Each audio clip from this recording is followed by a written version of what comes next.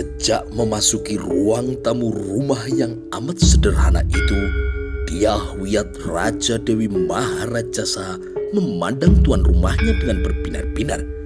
Sudah terlalu lama Dyahwiyat tidak bertemu dengan Dyah Menur. Waktu yang sedemikian lama itu telah mengubah keadaan. Dyah Menur kini telah terlihat tua sebagaimana Dyahwiyat yang juga telah terlihat tua. Sudah berapa lama kita tidak bertemu, Sekar Tanjung?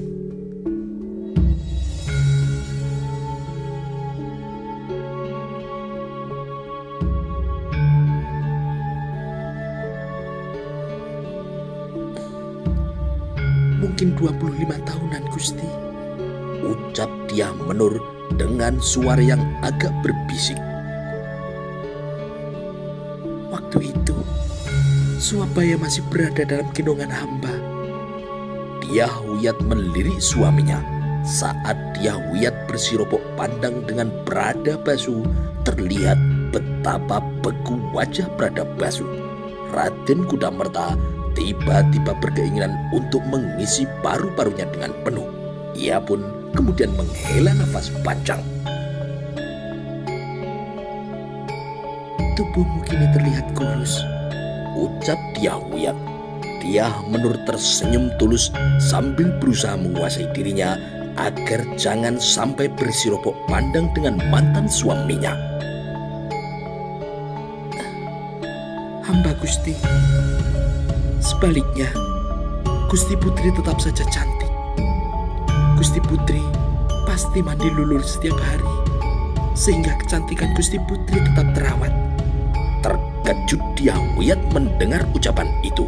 Ingatannya segera terputar kembali ke masa lalu saat pertama kali ia menggunakan lulur jenis yang lain dari yang biasa ia gunakan. Mendapati khasiat lulur itu, Dyahwiyat pun minta diajari cara membuatnya dan akhirnya terus menggunakan lulur itu sampai tua. Kau benar. Sampai sekarang aku masih menggunakan lulur dari racikan yang kau ajarkan itu. Bahkan anak-anakku juga aku perintahkan untuk menggunakan lulur yang sama. Aku mengakui betapa hebat khasiat lulur itu.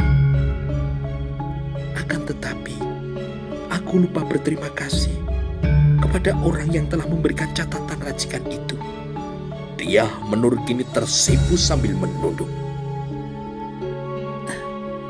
Hamba sudah cukup merasa senang melihat Gusti Putri tetap menggunakannya, jawab Dyah Menur. Raden Kudamerta dan Bradabasu kini hanya terlihat diam. Mereka menempatkan diri menjadi pendengar pembicaraan itu. Betapa canggung dua orang laki-laki itu, masing-masing tidak tahu apa yang harus mereka bicarakan. Namun baik Raden Kudamerta maupun Bradabasu amat tertolong ketika pintu tengah yang menghubungkan dengan semua ruang di belakang itu mendadak kini terbuka. Terhenyak kini Raden Kudamerta melihat Senopati Kuda Swabaya kemudian keluar dari pintu itu dengan berjalan sangat tertatih. Raden Kudamerta dan Dyahwiyat segera mengarahkan pandangan matanya ke cacat tubuh yang kini dialami oleh Senopati muda itu. Desir tajam kini menggerataki punggung Raden Kudamerta oleh alasan dan juga gejolak perasaan yang hanya ia pahami sendiri. Dyahwiyat kini bergegas berdiri. Hamba mengaturkan sembah, Gusti, ucap Kuda Swabaya. Dyahwiyat kini mengangguk. Kuda Swabaya kemudian mengalihkan pandangan matanya pada Raden Kudamerta. Hamba mengaturkan sembah, tuanku, ucapnya dengan suara yang datar. Raden Kudamerta mengangguk. Terbungkam kini semua mulut. Bahkan Dyahwiyat juga terlihat tidak mampu menguasai dirinya.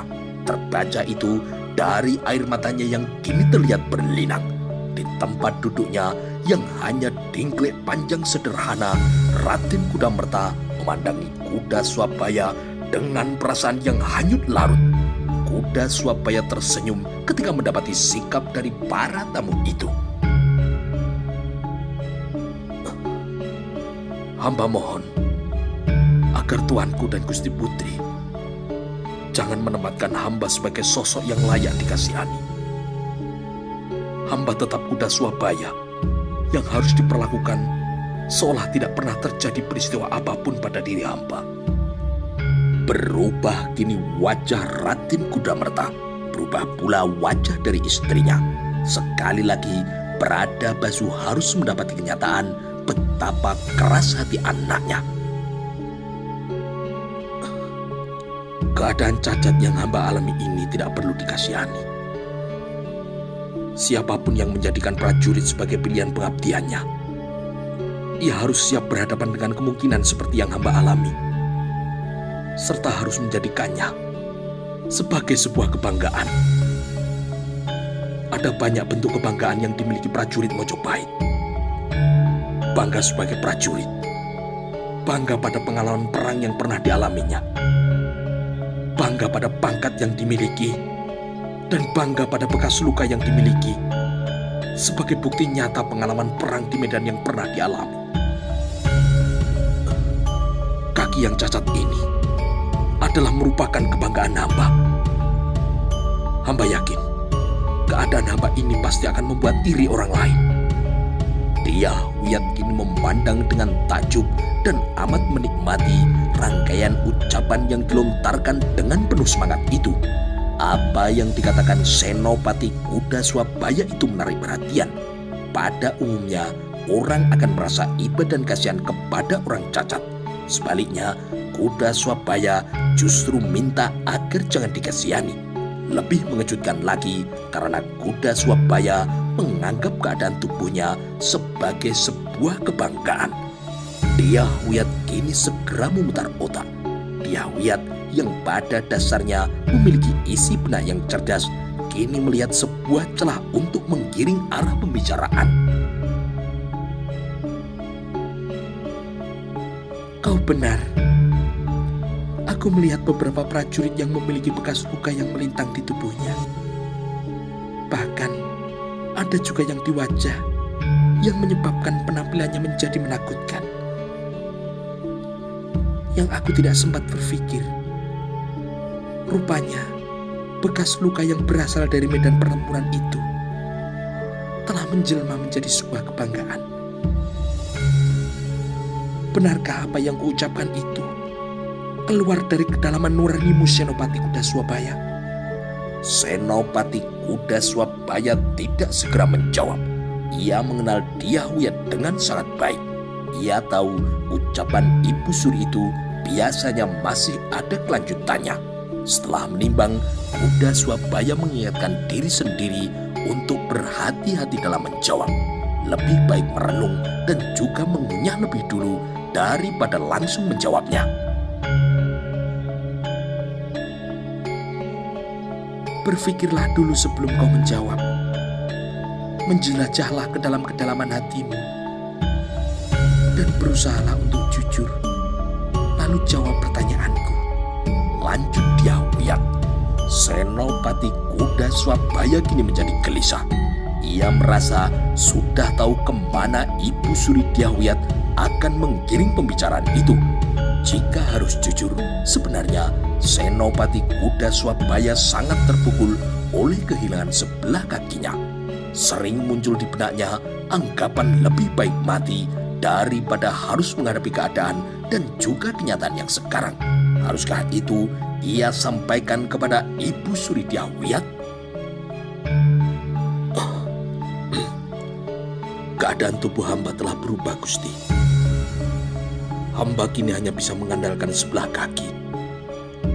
Untuk selanjutnya, hamba tidak akan bisa lagi mendharma baktikan kemampuan hamba dengan baik. Untuk berhadapan dengan musuh, hamba tidak akan mampu. Namun bukan berarti hidup telah berakhir bagi hamba. Sama sekali tidak, Gusti. Waktu berjalan terus, dan waktu yang bergerak tidak akan memberi rasa belas kasihan. Jika hamba berdiam diri dan menilai diri sendiri tidak berguna, maka hamba akan terpuruk. Waktu akan menggilas hamba. Dyah-Wiyat Wiyat kini memandang dengan raut senang. Matanya kini terlihat berbinar-binar. Bagus. Tetapi bagaimana dengan Probosiwi? Mengapa sikapmu kepada Probosiwi mencerminkan seolah dunia ini sudah kiamat bagimu? Pertanyaan yang mendadak membelok itu menyebabkan Senopati Kuda Swabaya terhanyut. Di tempat duduknya, Prada Basu merasa denyut jantungnya dipacu untuk berderap dengan lebih kencang. Namun Prada Basu sangat menyetujui apa yang disampaikan oleh Ibu Sri Dyahwiyat itu. Sudah setahun lamanya Probosiwi menderita, tambah Dyahwiyat. Senopati Kuda Swabaya kini menjadi gelisah. Keringatnya kini mulai mengembun. Dyahwiyat memandang Kuda Swabaya tanpa berkedip tajam dan juga langsung menusuk ke kedalaman jantungnya, menumbuhkan rasa tidak nyaman. Senopati Kuda Swabaya kemudian melirik biungnya. Akan tetapi ia tidak mungkin berharap memperoleh bantuan dari biungnya, juga dari romonya yang memilih menunduk dan membeku bagaikan kupala di depan Purawaktra. Cinta itu tidak hanya indah semata, Senopati. Cinta itu juga bisa merupakan penderitaan. Probosiwi memiliki kesetiaan karena cintanya yang sedemikian besar. Probosiwi tidak sekalipun menoleh pada lelaki lain. Yang ia lakukan setiap hari adalah menghitung waktu dengan membuat coretan-coretan di dinding. Sama persis seperti yang dilakukan oleh adikmu. Aku tahu semua itu karena Probosiwi adalah gadis yang polos. Kemarin dan hari ini, aku terkejut oleh dua hal. Yang pertama adalah kau sudah pulang dari medan perang. Dan yang kedua, dia Probosiwi pergi tanpa pamit setelah ia datang menemuimu. Keputusan macam apa yang telah kau ambil hingga menyebabkan Probosiwi merasa dunia telah kiamat baginya? Kuda Swabaya merasa derajat bingungnya semakin menanjak. Ia memejamkan mata karena apa yang bergolak di dadanya itu berdampak memunculkan rasa pedih di lututnya. Hamba berpikir, dengan keadaan cacat tubuh hamba, Probosiwi berhak untuk mendapat suami yang lebih baik, Gusti. Dyahwiyat agak terbelalak mendapat jawaban itu. Namun mungkin terbelalaknya hanya dibuat-buat saja. Sungguh aneh, Senopati. Tadi kau menganggap meskipun cacat, kau tidak minta dikasihani. Dari ucapanmu, aku menangkap pilihan sikapmu yang sangat bagus dan benar. Waktu yang terus berjalan harus dihadapi karena ia tidak memberi rasa belas kasihan. Jika kau berdiam diri dan menilai dirimu tidak berguna, maka kau akan terpuruk. Akan tetapi, aku menilai dari sikapmu terhadap Probosiwi. Tergambar juga ketakutanmu, kepicikanmu, dan kau mementingkan dirimu sendiri. Sungguh sangat bertolak belakang dengan kata-katamu. Mengapa demikian, Senopati?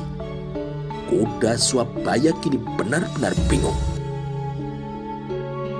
Pada satu sisi, tergambar betapa tegarnya kau menghadapi keadaan. Namun di sisi yang lain, terlihat pula betapa terpuruknya hidupmu. Kalau kau tidak terpuruk, pasti kau akan penuhi janjimu kepada Probosiwi. Senopati Kuda Swabaya memandang Dyahwiyat, lalu beralih memandang pada Raden Kudamerta, lalu beralih lagi memandang pada biungnya dan juga pada romonya. Hamba tidak ingin merepotkan orang lain, Gusti, kata Senopati Kuda Swabaya. Tawa Dyahwiyat kini terdengar sinis. Kau pikir Probosiwi akan terepotkan? Probosiwi berhak mendapatkan lelaki yang lebih baik, Gusti. Hamba cacat. Hambanya punya sebelah kaki. Dyahwiyat langsung menambahi dengan tangkas. Juga terpuruk. Terkejut Senopati Kuda Swabaya menyimak apa yang disampaikan oleh Ibu Suri itu. Kau terpuruk, Senopati Kuda Swabaya. Omong kosong dengan apa yang kau katakan tentang kau harus tegar dalam menghadapi keadaanmu. Aku tidak percaya itu. Yang aku lihat justru adalah Senopati Kuda Swabaya yang tidak berani melihat dan menghadapi kenyataan. Jika Kuda Swabaya tetap tegar dan menganggap cacat itu tidak pernah terjadi, maka dengan gagah Senopati Kuda Swabaya akan mendatangi Probosiwi. Ia pasti akan menjemputnya dan juga mengajaknya untuk melanjutkan apa yang dulu pernah diimpikan serta dijanjikan bersama. Aku tidak melihat Senopati Kuda Swabaya sebagai seorang senopati yang jantan. Aku melihat Kuda Swabaya adalah seorang pengecut dan terpuruk. Sontak menebal wajah Senopati Kuda Swabaya. Tebalnya melebihi tebal dinding sumur. Kuda Swabaya akhirnya merasa apa yang disampaikan tamunya itu telah kebablasan. Meskipun orang itu adalah Dyahwiyat, apa yang disampaikan yang juga dirasakan itu sangat kebablasan. Mohon ampun, Gusti. Hamba berhak menentukan apapun yang berkaitan dengan diri hamba. Hidup dan tarikan napas hamba adalah milik hamba. Tidak ada seorang pun yang berhak ikut campur. Tidak terkecuali dengan Gusti Putri dan juga Tuanku Wijaya Rajasa. Terkejut bukan kepalang Pradabasu mendengar apa yang diucapkan oleh anaknya itu. Betapa kaget dia Menur melihat anaknya membalas ucapan Ibu Suri itu dengan jawaban yang amat pedas. Pradabasu melirik Dyahwiyat. Yang dilirik kini justru hanya terlihat tersenyum. Pradabasu yakin itu adalah pasti senyum yang sinis. Nyata sekali Dyahwiyat tersinggung oleh ucapan itu. Bagus, Senopati, jawab Dyahwiyat dengan tangkas. Hening yang mendadak menyergap ruangan itu. Rupanya pembicaraan yang agak mengeras itu terdengar dari halaman samping. Tumenggung Macan Lewung dan Kanuruan Gajah Enggon menyusul masuk. Di depan pintu beberapa orang prajurit mengintip. Mereka ingin melihat apa yang terjadi.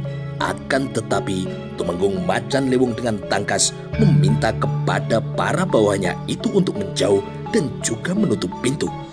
Kanuruan Gajah Enggon dan Tumenggung Macan Lewung yang belum paham duduk persoalan yang terjadi menyimak dengan perasaan yang bingung. Mereka kini melihat wajah-wajah yang aneh di ruangan itu.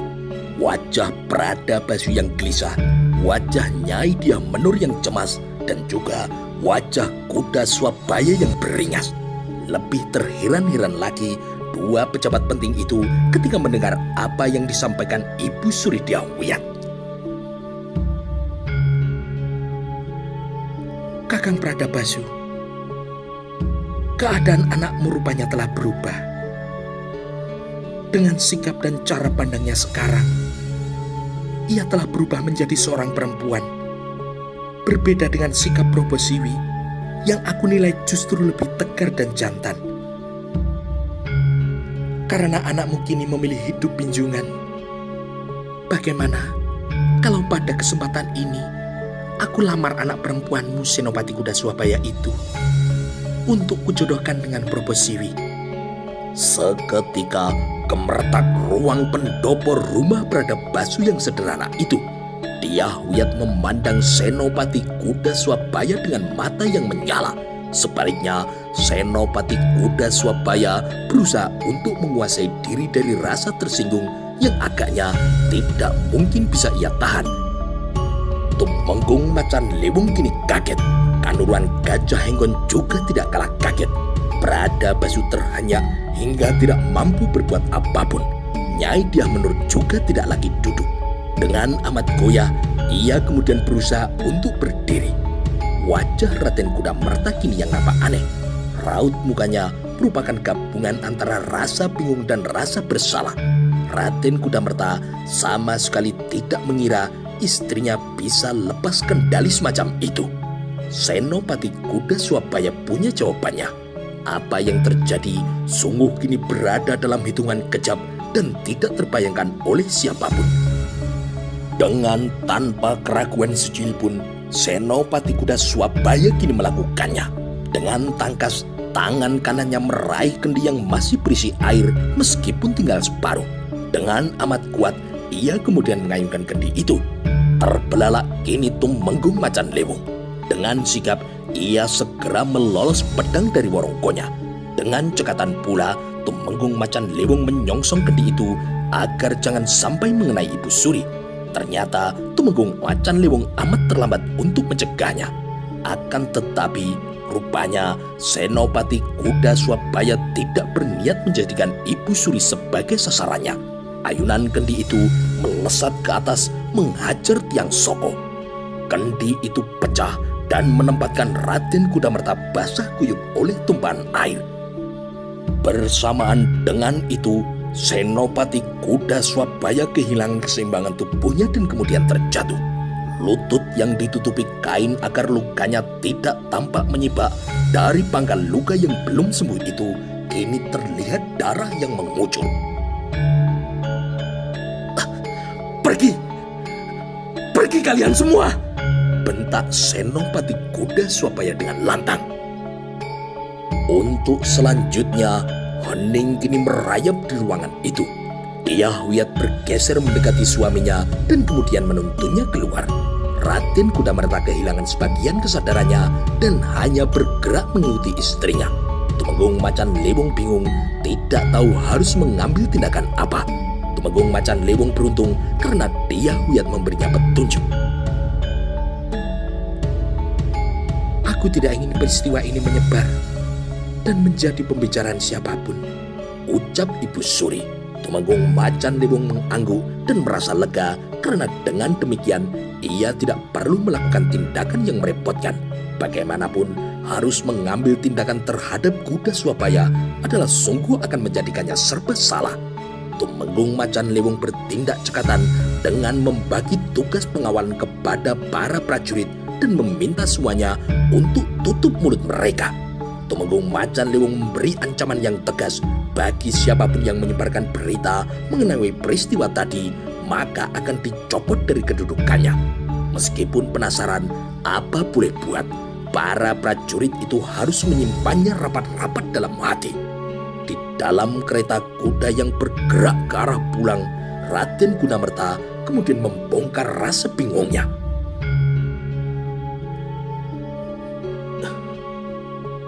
Kenapa kau lakukan itu? Apa kau benar-benar tersinggung oleh sikap anak itu? Tanya Raden Kudamerta. Dyah Wiyat ternyata tidak perlu menimbang lama untuk menggelengkan kepalanya. Tidak, Kang Mas. Betapa heran kini suaminya. Lalu kenapa?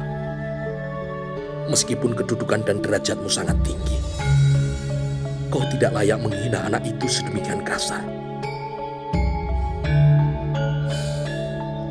Apa kau sadar? Kau telah melukai perasaan anak itu sangat dalam. Bagaimanapun, Kuda Swabaya itu anakku. Dyah Wiyat melihat napas suaminya yang kini tersengal. Dengan bergegas, Dyah Wiyat menyentuh lengan Raden Kudamerta. Aku tidak berniat seperti itu, Kakang. Aku hanya melihat tidak mungkin Kuda Swabaya tergugah dan bangkit, kecuali ia merasa tersinggung. Raden Kudamerta termangu sambil mengarahkan pandangan matanya lurus ke depan, ke arah hijau hamparan padi yang baru berusia sebulan setengah. Namun pikirannya tidak terarah pada hamparan hijau itu. Warna merah darah dari luka pangkal lutut itu sungguh sangat mengganggu benak Raden Kudamerta. kau yakin? Aku yakin, Kakang. Yang dibutuhkan kuda Swabaya saat ini hanyalah sebuah kemarahan. Bagaimana jika dengan ketersinggungan itu ia justru merasa makin tidak berguna? Tanya Raden Kudamerta. Dia huyat termangu, pertanda ia sendiri juga mendadak ragu. Guncangan yang terjadi masih belum bisa terhapus jejaknya. Napas kuda Swabaya kini amat tersengal. Matanya jelalatan menahan amarahnya. Dia menur kemudian memeluk anak lelakinya itu sambil menggerayangi dadanya dalam upaya menenteramkan hati Senopati Kuda Swabaya yang kini tengah terguncang. Bradabasu kemudian kembali ke tempat duduknya dengan tubuh yang lunglai. Di belakang, Kanuruan Gajah Henggon yang membeku sambil sebelah tangannya memegang dagu. Dia berdiri juga menatap tanpa berkedip keadaan kakangnya yang tidak karuan. Tumenggung Macan Lewung yang memutuskan tetap tinggal sambil menemani Kanuruan Gajah Henggon kini berdiri bersandar pada tiang-tiang Soko.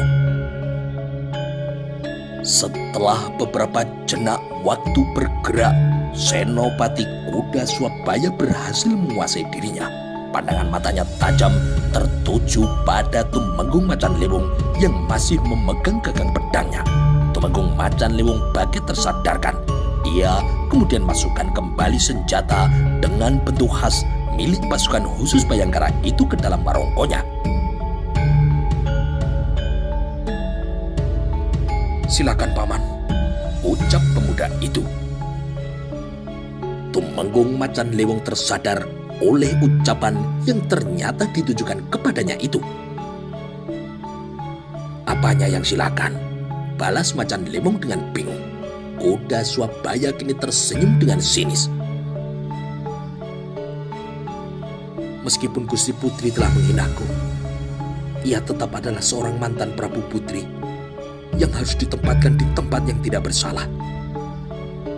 Silakan Paman.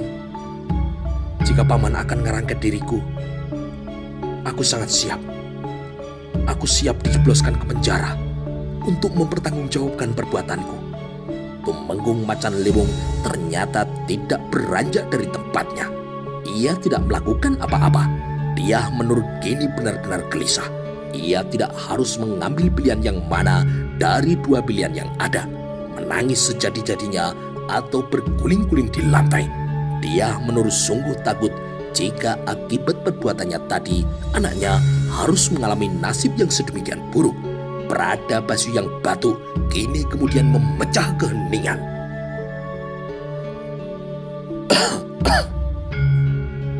Aku rasa inilah waktu yang tepat untuk mengatakan yang sebenarnya. Senopati Kuda Swabaya berhak tahu. Ucapan Bradabasu itu sungguh sangat mencuri perhatian. Kuda Swabaya kemudian amat terpancing rasa ingin tahunya. Dia menurut yang memeluk anaknya itu kemudian segera menoleh. Kuda Swabaya kini menjadi amat tidak sabar melihat romonya tidak segera melanjutkan ucapannya. Aku berhak tahu apa, Romo? Tanya Senopati Kuda Swabaya. Bradabasu kini meremas-remas jarinya. Dia menurut yang dipandang kini menggeleng. Meskipun dia menurut tidak setuju, Bradabasu telah bulat pada keputusannya.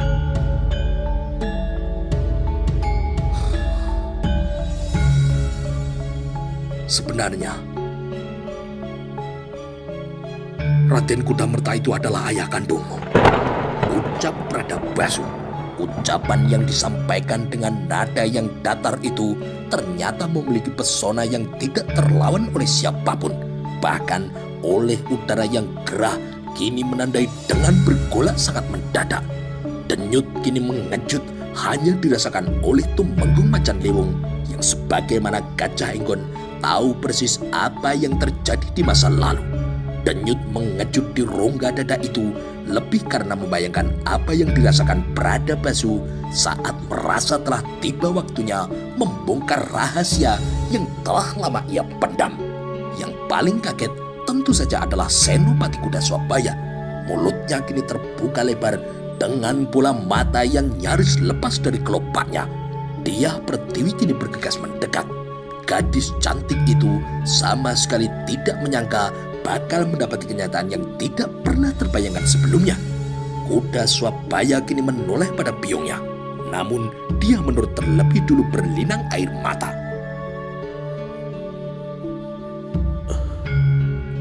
Aku bukan Romo kandungmu, Raden Kudamertalah, yang sebenarnya adalah ramamu, ulang Bradabasu. Senopati Kuda Swabaya merasa tenggorokannya kini tiba-tiba lengket. Ia seperti terganjal oleh isi buah kedondong yang tinggal seratnya.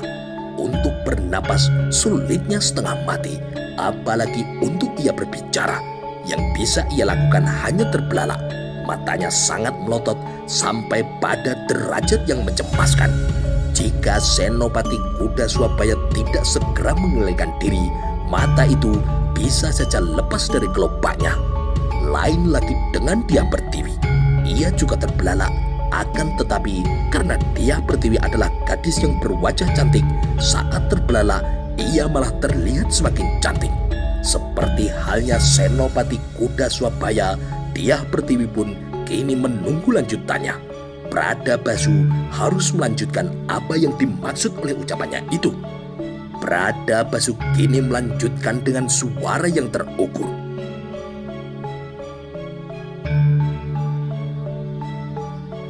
Sebelum menjadi istriku, biungmu adalah istri dari Raden Kudamerta